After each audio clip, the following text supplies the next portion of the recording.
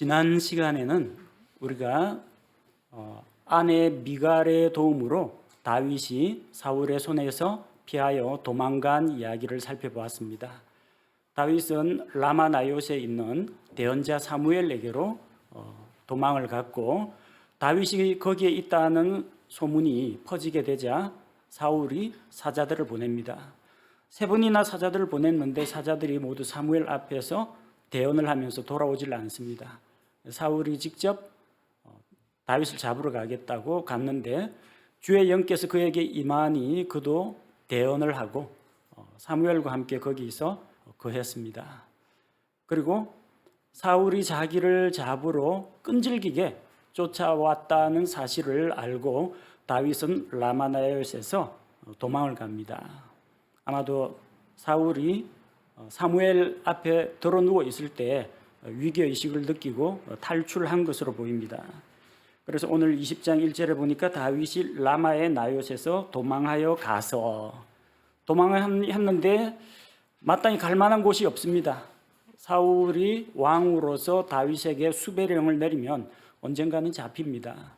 마음은 급하고 정말 자기가 사울의 손에 곧 죽을 수도 있기 때문에 그런 절박한 가운데에서 그가 찾아간 사람은 다름 아닌 자기 친구 요나단입니다.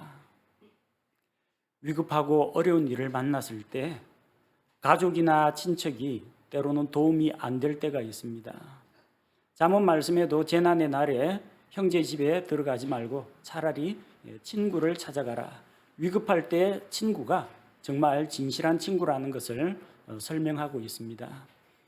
사방으로 애워싸임을 당하고 쫓아오고 사울의 군대가 쫓아오고 그럴 때 그가 피할 길이라고는 오로지 하나님께 기도하는 것과 또 자기와 같은 믿음을 가지고 자기와 연합한 요나단 이외에는 의지할 곳이 없었습니다. 그래서 요나단을 찾아가서 다윗은 자기의 억울한 사연을 하소연합니다. 요나단은 다름 아닌 자기를 죽이고자 하는 사울 왕의 아들입니다. 그러나 그는 왕자로서의 이스라엘의 왕자로서 요나단을 만나러 간 것이 아니라 자기 친구 요나단을 찾아간 것입니다. 자, 그래서 이제 요나단을 만나서 나는 사울 왕에게 혹은 이스라엘 왕국에 아무런 해를 끼치지 않았다는 것을 이야기합니다. 내가 무엇을 하였는가? 무엇을 했어요? 왕국을 위해서 일했습니다. 또 사울을 위해서 사울이 부여하는 그런 임무들을 왕궁 안에 있으라면 왕궁 안에서 처리를 하고 또 혹은 사울이 그를 천인대장으로 바깥으로 내보내면 백성들 가운데 출입하면서 일을 하고 또 외국에서 사신들이 찾아오면은 사울을 대신해서 다윗이 나가서 그 사람들을 상대하고 모든 일을 지혜롭게 했습니다. 잘했죠? 무엇을 했느냐? 왕국을 위해서 선한 일을 했습니다. 나의 불법이 무엇인가? 다윗도 하나님 앞에서는 연약한 죄인에 불과하겠지만 적어도 이 문맥에서는 사울 왕에게도 잘못한 것이 없고 이스라엘 왕국에도 뭔가 죄를 지은 것이 없다라는 이야기입니다. 그런데 내가 무슨 죄를 지었길래 내 아버지가 나를 죽이려고 하는가? 사울 왕이 나를 죽이려 하는가? 이게 아니라 내 아버지가 나를 죽이려고 하는가? 관계가 참 묘하게 됐습니다. 다윗과 요나단은 서로 혼과 혼이 연합한 그런 친구지간입니다. 그런데 하필이면은 그 요나단의 아버지 사울이 다윗을 시기하고 미워해서 죽이려고 합니다. 그래서 갈등을 일으키고 있는 사람은 지금 사울 왕과 다윗이에요. 그 사이에 끼어 있는 사람이 요나단입니다. 한쪽은 자기 아버지, 한쪽은 자기 친구. 어느 편을 들어야 할지 참 난감합니다. 자기 아버지의 잘못, 그것은 곧 자기 집안의 잘못인데 이 다윗 앞에서 이걸 뭐라고 해명을 해야 될지 모르는 겁니다. 그래서 요나단이 다윗을 안심시키면서 걱정하지 마라. 내가 죽지 않을 것이라고 이야기합니다. 내가 결코 죽지 않을 것이다. 왜냐하면 지금까지 사울은 어떤 큰 일이든 작은 일이든 자기 아들 요나단과 상의를 했습니다. 지난번에 다윗을 죽여야 되겠다 하는 것도 마음속에 자기 혼자 계획을 품은 것이 아니라 요나단 앞에서 이야기했어요. 사무엘기상 19장 1절에 보니까 사울이 다윗을 죽여야 한다고 신하들과 요나단에게 이야기했습니다. 그 이야기를 듣고 요나단이 다윗을 변호하죠. 사무엘기상 19장 6절에서 요나단이 다윗을 변호합니다. 그가 무슨 잘못을 하였습니까? 그 신실한 하나님의 일꾼을, 이스라엘 왕국에 꼭 필요한 사람을 무지한 피를 흘리는 것은 옳지 않습니다. 요나단이 호소하니까 사울이 내가 그를 죽이지 않겠다, 그렇게 그때는 뜻을 돌이켰습니다. 그래서 요나단은 지난 과거의 경험으로 살펴볼 때 자기 아버지가 자기에게 알리지도 않고 독단으로 일을 처리하지는 않을 거라고 생각한 겁니다. 그러니까 만약에 자기 아버지가 정말로 다윗을 죽이려고 한다면 그 이전에 자기가 아버지의 동태를 파악했다가 다윗에게 알려주겠다고 약속을 한 겁니다. 자, 그건 이제 요나단 입장인데 쫓기고 있는 다윗 입장은 순간순간이 그냥 위태위태합니다. 그래서 다윗은 자기가 정말 죽음의 위기 앞에 놓여 있다는 것을 말해줍니다. 내 아버지가 내게 알리지 않고 비밀리에 나를 죽이려고 할 수도 있지 않겠느냐. 왜냐하면은 사울은 자기 아들 요나단이 다윗과 친하다는 것을 잘 알고 있습니다. 호의를 베풀어 준다는 것을 알고 있어요. 그래서 혹시나 내가 이 다윗을 해치려고 한다는 것을 요나단이 알면 요나단이 혹시 마음의 상처를 입지 않을까.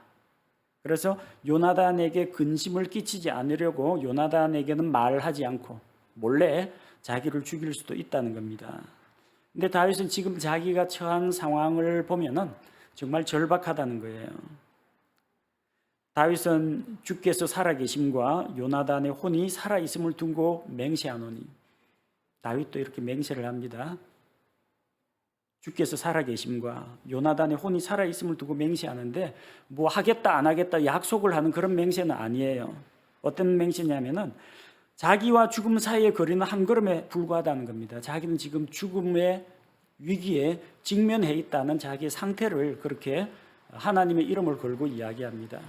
요나단은 자기를 어떻게 해서든지 안심시키려고 지금 이야기하는데 그건 요나단 생각이지, 지금 위기에 몰려 있는 다윗은 순간마다 생명의 위협을 무릅써야 한다는 겁니다. 사실이죠. 사울이 죽이려고 하고 사울이 그를 추격하고 사자들을 보내고 직접 잡으러 오고 직접 경험했지 않습니까? 자, 그래서 그 말을 듣고 요나단은 그렇다면 무엇을 원하느냐? 내가 원하는 것대로 다 해주겠다 약속을 합니다. 다윗의 마음을 일단 안심시키고 또 그를 위로하기 위해서 필요한 게 있으면 무엇이든지, 자기가 도울 일이 있으면 무엇이든지 알려달라고 합니다. 그래서 다윗은 한번 그렇다면 우리가 사울 왕의 생각이 어떠한지 한번 관찰을 해볼 필요가 있다고 합니다. 그래서 5절에서 6절에 나오는 게 다윗이 제안한 내용이죠. 5절에서 6절에 보니까 다윗이 또 맹세하여 이르되 내가 내 눈에 은혜를 입은 줄을 내 아버지가 확실히 알고 말하기를, 5절이죠. 다윗이 요나단에게 이르되 보라, 내일은 월삭인즉 내가 반드시 왕과 함께 식탁에 앉아야 할 터이니 부디 나를 가게 하여 내가 셋째 날 저녁까지 들에 숨게 하고, 자기가 자리를 비우겠다는 이야기입니다. 그때 자기가 자리를 비웠을 때 사울이 어떻게 반응을 하는지 보자는 이야기입니다. 월삭이라고 하는 건 이제 초하룻날이죠. 그래서 아마 이 당시 그 왕궁의 관습이 초하루가 되면 왕과 주요 장군이나 이런 참모들이 모여가지고 음식을 같이 하고 또 회의를 열었던 모양입니다. 그때는 다윗이 왕과 함께 식사를 하도록 되어 있었어요. 근데 다윗이 그 자리 일부러 불참하겠다는 겁니다. 그래서 첫째 날, 둘째 날, 셋째 날까지 들에 숨기로 했습니다. 그래서 다윗은 자기가 어디로 갔는지 사울에게 거취를 알리지 말아달라고 했습니다. 만약에 사울이 다윗이 왜 식사 자리에 나오지 않느냐 묻거든 다윗이 자기 고향 베들레헴으로 갔다라고 둘러대라고 했습니다. 왜냐하면은 베들레헴으로 떠나게 해달라고 간청하길래 그냥 보냈다. 왜냐하면 거기서 다윗이 온 가족을 위해서 희생물을 드린다고 말하라고 했습니다. 그래서 다윗을 보냈다고 할 때 사울이 어떻게 반응을 하느냐. 6절에 내 아버지가 만일 나를 섭섭히 생각하게 그때 말하기를 다윗이 자기 도시 베들레헴으로 달려가기 위해 내게서 떠날 것을 간절히 요청하였사오니 거기서 그들이 해마다 온 가족이 희생물을 드린다 이렇게 전하여라 이야기했습니다. 만약에 사울이 거기에 대해서 좋다 뭐 다녀와 다윗이 그렇게 빠질 수도 있지 그렇게 하면은 다윗에게 대해서 아무런 악한 생각을 품지 않고 있다고 판단해도 될 것인데 만약에 사울이 그것을 듣고 진노하면 누가 다윗을 보내줬느냐? 그는 내 곁에 둬야 된다. 내 눈 안에 내 감시권 안에 둬야 한다. 그러면서 노발대발하거든. 그때는 사울이 다윗을 죽이기로 작정했구나. 그렇게 알자는 겁니다. 사울이 자리에 다윗이 없는 것을 보고 신경을 쓰면요. 그는 사울이 불안하다는 이야기예요. 다윗이 어디로 도망갔을까 봐. 자기 눈에 띄는 곳에 있어야 언제든지 기회를 엿보아서 다윗을 죽일 수 있다고 생각하기 때문입니다. 자, 그래서 이제 다윗이 요나단에게 말하는 것이 친구로서 나에게 내가 베풀어 줄 수 있는 호의가 바로 이것이다. 나에게 친절을 베풀어 달라. 다윗은 자기를 낮춥니다. 내 종에게. 다윗이 종의 신분은 아니죠. 근데 상대는 왕의 아들이고 자기는 그 부하 장군입니다. 다윗과 요나단은 이미 둘이 한 마음이 되었습니다. 다윗의 혼과 요나단의 혼이 하나로 연합했습니다. 소울메이트입니다. 서로 한 마음이 되어서 같이 주의 언약 안으로 들어간 사이입니다. 그래서 만약에 다윗이 자기에게 어떤 불법이 있다면은 요나단이 보기에 다윗이 뭐 잘못한 게 있고 불법이 있다면 차라리 내 손으로 나를 죽이라. 아버지한테 데려갈 필요가 없다라는 겁니다. 자, 이런 비장한 말을 듣고 친구인 요나단으로서는 이제 자기가 아버지를 제어할 힘은 없지만 적어도 아버지가 다윗을 죽이려고 할 때 그를 도망치게 하도록 도망할 기회는 줄 수 있다는 것을 이제 일러줍니다. 그래서 9절에서 10절 말씀을 보면은 요나단은 사울이 악한 마음을 품고 있으면은 다윗에게 그것을 알려주겠다고 약속합니다. 요나단 생각에는 다윗이 자기 아버지 손에 죽는 일은 결코 없을 거라고 생각합니다. 아들로서 자기 아버지를 어느 정도 믿고 있다는 거죠. 근데 만약에 자기 아버지가 그래도 자기 의사하고는 반대로 자기가 말려도 아버지가 듣지 않고 다윗을 죽이려고 한다면 그때는 그걸 알려주겠다고 한 것입니다. 근데 만약에 사울이 요나단을 감시하고 있다면 혹시 요나단이 다윗 편에 기별을 넣어가지고 정보를 도망가라고 정보를 흘리면 어떻게 하겠느냐는 겁니다. 그럼 누가 그것을 다윗에게 알려주겠느냐는 겁니다. 또 만약에 사울이 거칠고 강경한 태도로 나왔을 경우 다윗 결석해도 괜찮다, 좋다, 괜찮아. 나는 다윗을 믿어. 이렇게 하면 괜찮은데 만약에 다윗이 없어진 것을 알고 사울이 거칠고 강경한 태도로 당장 불러들여라, 잡아라, 군대를 풀어라 이렇게 하면은 그거 어떻게 하겠느냐. 그때는 요나단도 함부로 외출을 못하고 그럴 텐데 누가 그걸 다윗에게 통보해 주겠느냐는 겁니다. 그래서 이제 요나단이 다윗과 한 가지 약속을 하고 맹세를 하게 됩니다. 두 사람이 들로 갑니다. 요나단이 살고 있는 집은 아마 왕궁 부근이었을 거예요. 들로 갑니다. 다윗은 자기가 요나단을 만나러 왔다는 것을 아무에게도 알리지 않습니다. 지금 라마나요스에서 사울이 찾아온 것을 보고 재빨리 요나단에게 갔는데 들로 가서 거기서 요나단과 다윗이 서로 이제 의논을 합니다. 다윗과 요나단은 서로 약속을 세웁니다. 요나단은 주의 이름으로 맹세하기를 다윗에게 위기가 찾아오면 악한 일이 생기면 반드시 그것을 다윗에게 알려서 다윗을 도피시키겠다고 약속을 합니다. 맹세의 내용이 무엇입니까? 요나단은 내일과 셋째 날까지 자기 아버지 사울의 태도가 어떠한지, 다윗에 대해서 어떤 생각을 갖고 있는지 자기가 잘 관찰했다가 만약 다윗에게 선한 일이 있으면 사람을 보내어 그것을 알려주기로 합니다. 선한 일이 뭐예요? 사울이 다윗을 죽이지 않으려고 한다는 거, 좋은 소식이죠. 다윗이 자기 생명을 건질 수 있게 됩니다. 만약에 악한 일이라고 하면 사울이 다윗을 죽이려고 하는 일입니다. 어쨌든 사울이 다윗에 대해서 좋은 생각을 품었는지 나쁜 생각을 품었는지 자기가 파악을 해서 어떤 경우에든 그걸 다윗에게 알려주겠다고 약속을 했습니다. 만약 자기가 다윗이 위험에 처한 사실을 알고도 알려주지 않으면은 하나님께서 자기에게 벌을 내리시기를 원했습니다. 하나님의 이름을 걸고 약속한 겁니다. 그리고 이 약속은 지켜집니다. 아버지 사울이 다윗이 없어졌다고, 다윗을 놓아보냈다고 막 요나단을 윽박지르면서 노했을 때 요나단이 미리 약정한 신호로 다윗을 도망가게 해주거든요. 그러니까 맹세를 했는데 맹세를 지켰습니다. 이 경우에는 문제가 되지 않습니다.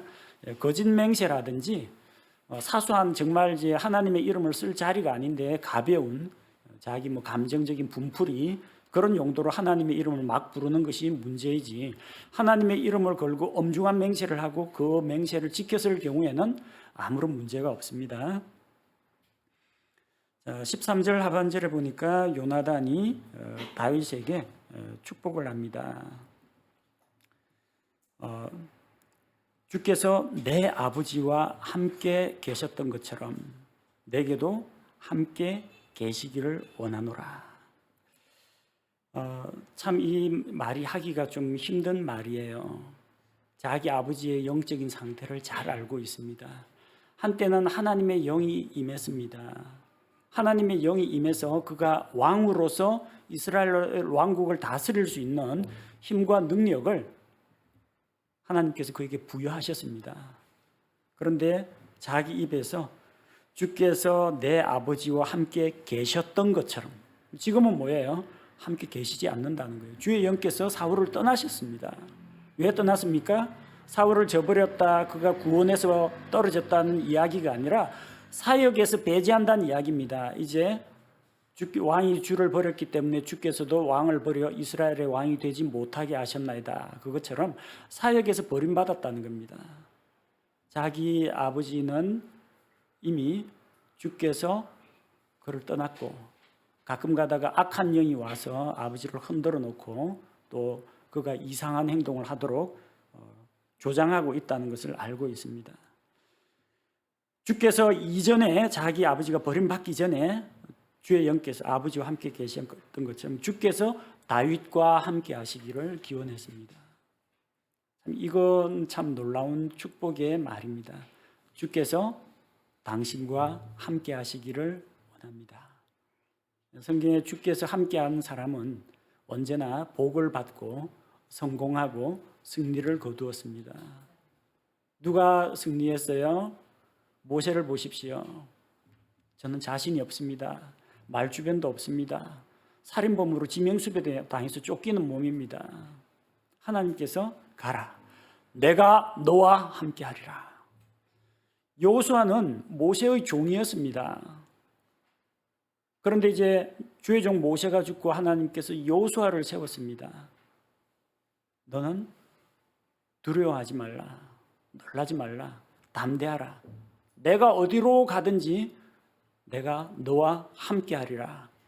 그래서 가나안 정복 전쟁을 성공적으로 이끌었고 이스라엘 백성에게 상속 유업을 나눠주었습니다. 요셉을 보십시오. 주께서 요셉과 함께 하심에 하나님께서 요셉과 그가 맡은 것, 그의 집안을, 그가 다스리는 집안을 형통하게 했습니다. 요셉이 감옥에 들어갔어요. 감옥에 들어갔는데 주께서 요셉과 함께 하심으로 주께서 그로 하여금 형통한 자가 되게 하여 간수의 눈에 은혜를 입고 간수가 모든 걸 요셉에게 다 맡겼습니다. 주께서 함께 하실 때 놀라운 일이 일어납니다. 주께서 다윗과 함께 하심에 주께서 다윗의 사방의 원수들을 다 평정하시고 왕국을 견고하게 세워주셨습니다. 우리가 정말 다른 사람에게 복을 빌어주고 싶다면은 다른 거 여러 가지가 많겠지만 주께서 함께 하시기를, 먼 길을 떠나는 사람에게, 군대 가는 사람에게, 혹은 병상에 있는 사람에게, 위로가 필요한 사람에게 주께서 형제님과 함께 하시기를 원합니다. 주께서 자매님과 함께 하시기를 원합니다. 이런 축복의 말을 들려주시기 바랍니다. 그래서 요나단과 다윗은 같이 언약 안으로 들어갑니다. 요나단은 다윗이 자기에게 친절을 베풀어 주기를 원합니다. 지금 친절을 베풀어 줘야 될 사람은 왕자요 또 권세가 있는 요나단이 다윗에게 친절을 베풀어 줘야 하는데, 요나단은 다윗이 자기에게 친절을 베풀어 달라고 합니다. 좀 반대가 된 것 같죠? 왜냐하면은 요나단은 자기 아버지는 이미 사역에서 버림을 받았고 다윗이 왕이 될 것을 알고 있습니다.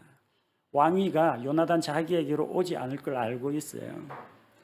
그래서 자기가 살아있는 동안 주의 친절을 자기에게 베풀어서 자기가 죽지 않게 해달라고 하는 겁니다.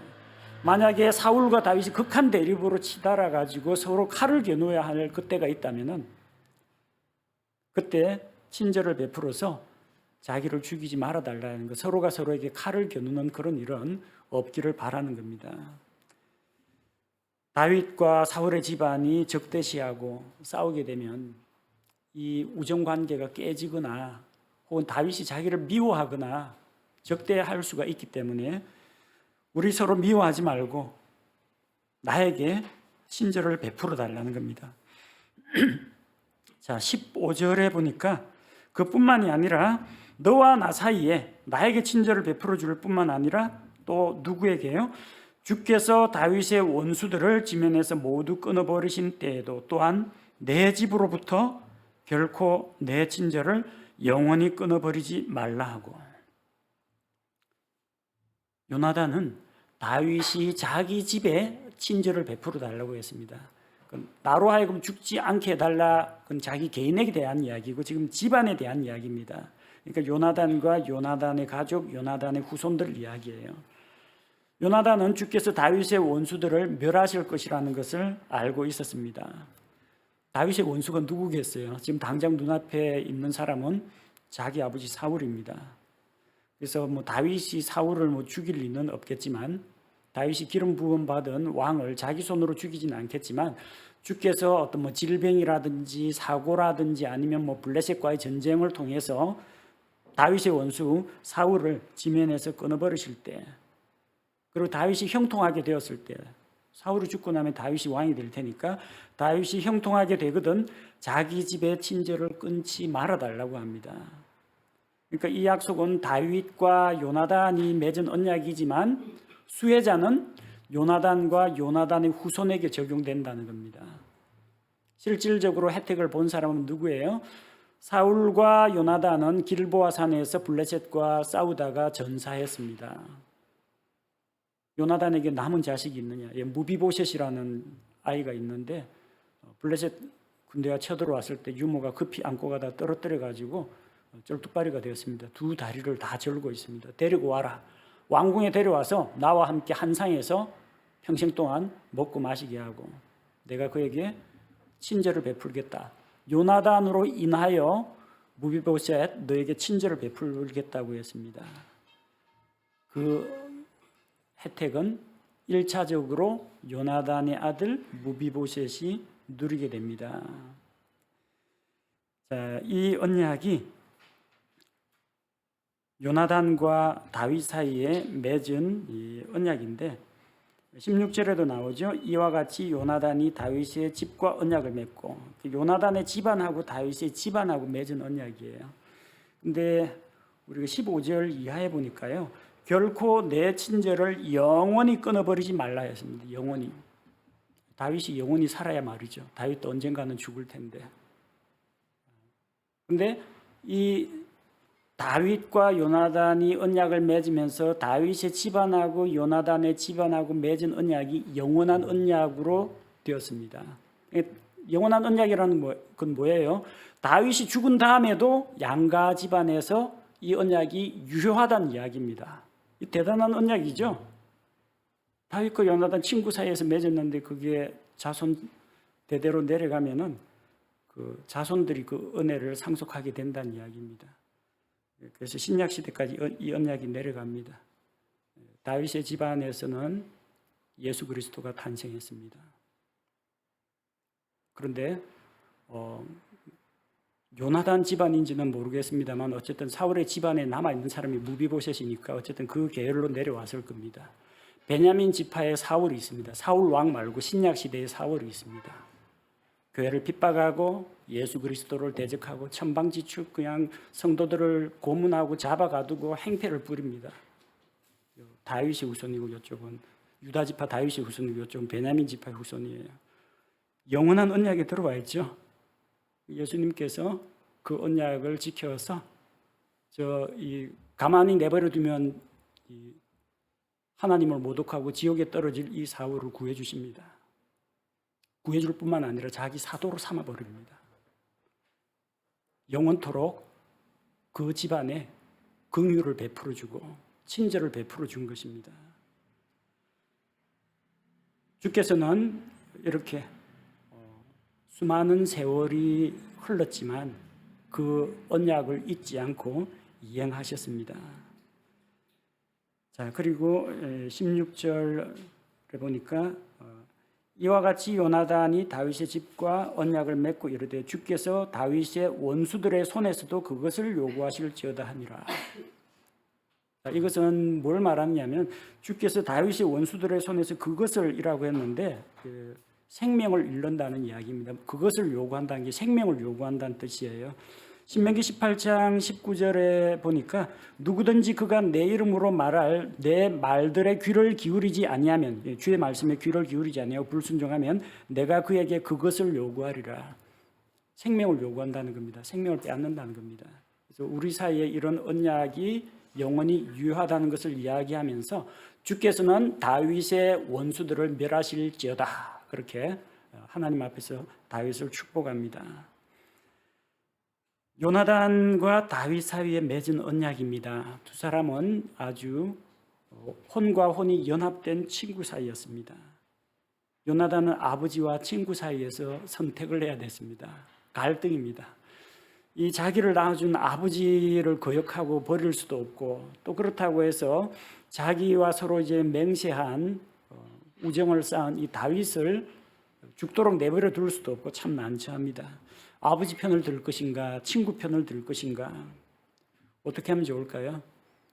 이런 경우에는 아버지 편도 들지 말고 친구 편도 들지 말고 하나님 편을 들면 됩니다. 이 상황에서 하나님께서 원하시는 것은 무엇일까? 아버지와 손을 잡고 아무런 잘못이 없는 다윗을 죽이는 것이 하나님 기뻐하시는 일인가?